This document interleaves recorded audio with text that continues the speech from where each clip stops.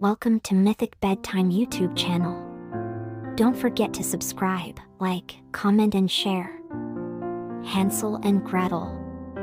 Once upon a time, a brother and sister named Hansel and Gretel lived in a hut in the woods with their father. Their father was a poor woodcutter. His wife, their mother, had died when the two children were very young. Their father thought he would not be lonely anymore when he finally remarried. But the new stepmother made life very hard for Hansel and Gretel. The children were not allowed to eat until after the stepmother had taken everything she wanted off the plates. Most of the time, there was only a crust of bread left. And all day long were hard chores for them to do.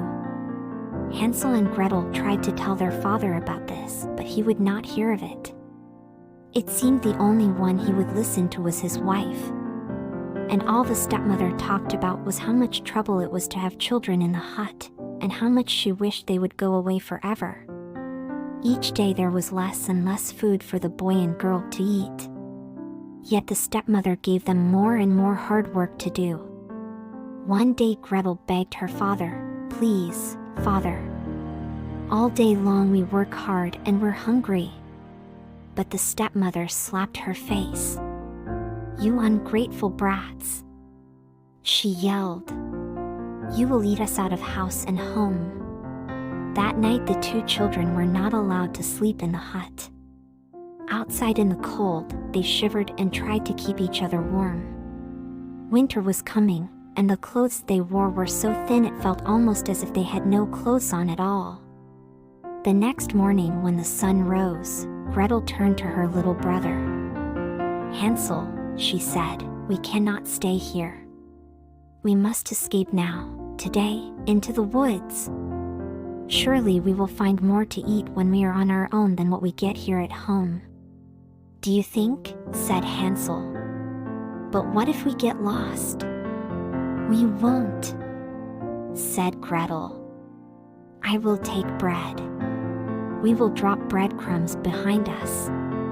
If we have to, we can follow the crumbs back home." And so the two of them went off into the woods and left their hard life behind.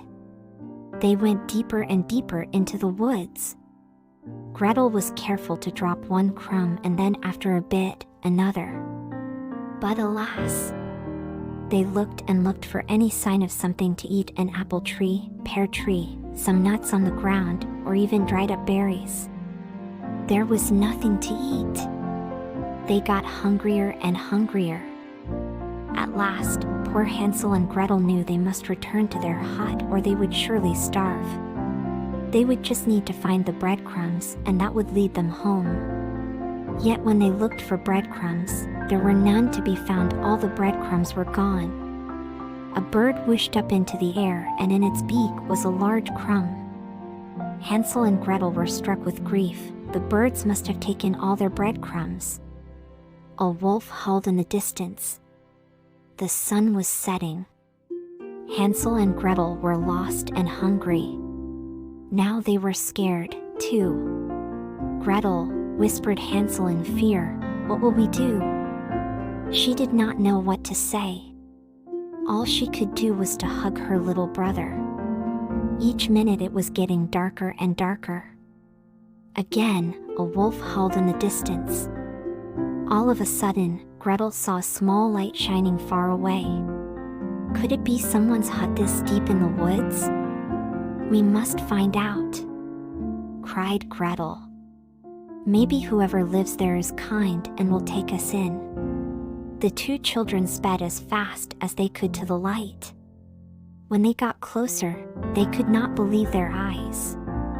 If you can imagine, from top to bottom the hut was made all of candy. From its gingerbread roof, with frosting all over the walls, and with candies tucked into the frosting, what a sight to see! "Gretel!" Hansel cried out. Before Gretel could say, "I bet it will be okay if we have just a little taste," both of them were already biting off small chunks and licking the sweet candy. A sharp voice. "Who is nibbling on my house?" Hansel and Gretel spun around. "An old witch," Stunned, Gretel could only curtsy. "If you please, ma'am," she said, as sweetly as she could. "There was so much candy on your house. And we are so hungry." "You have that right, my house," snapped the witch. Her voice dropped. "Well then," said the witch in a gentler tone, "come inside. I'll get something for you to eat." Hansel and Gretel looked at each other in delight. They skipped into the witch's hut. A fine meal of soup and bread.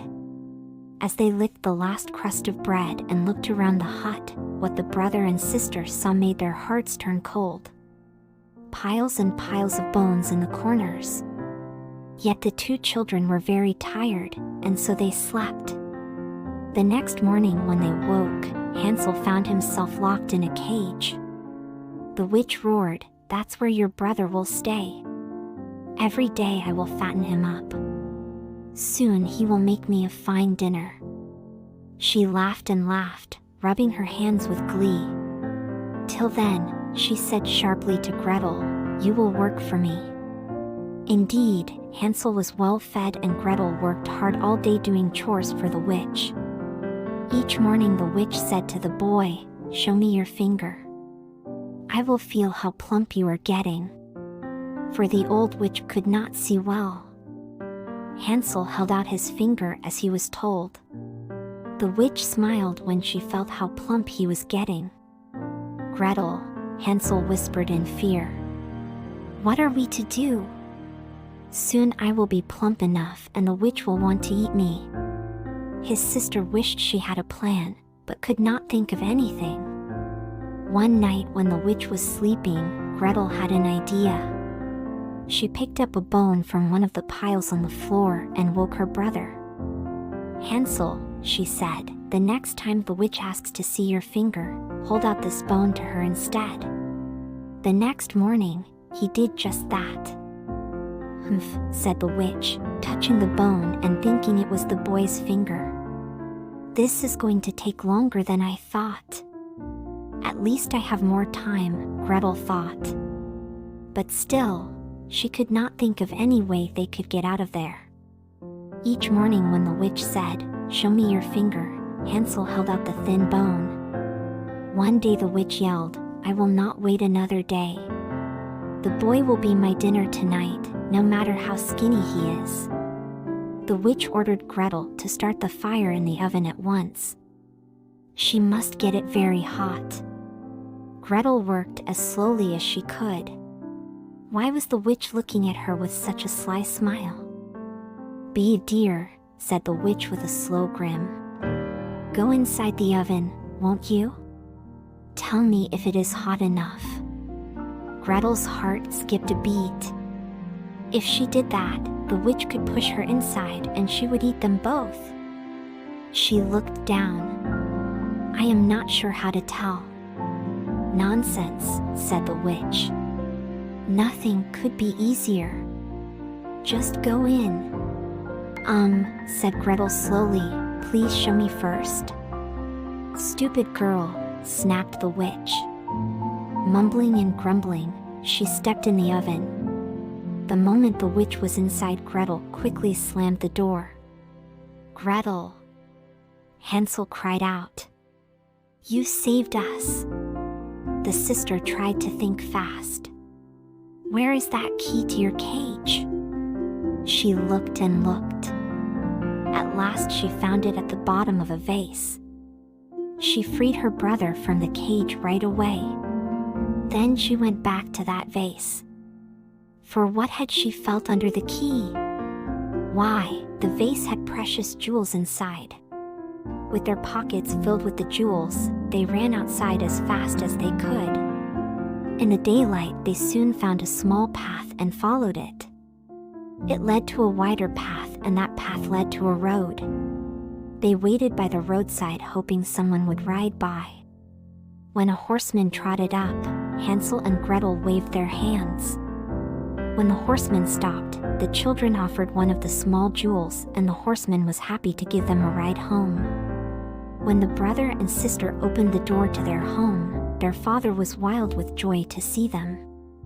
He had worried and looked for them night and day since they had vanished. They learned their stepmother died very soon after they left.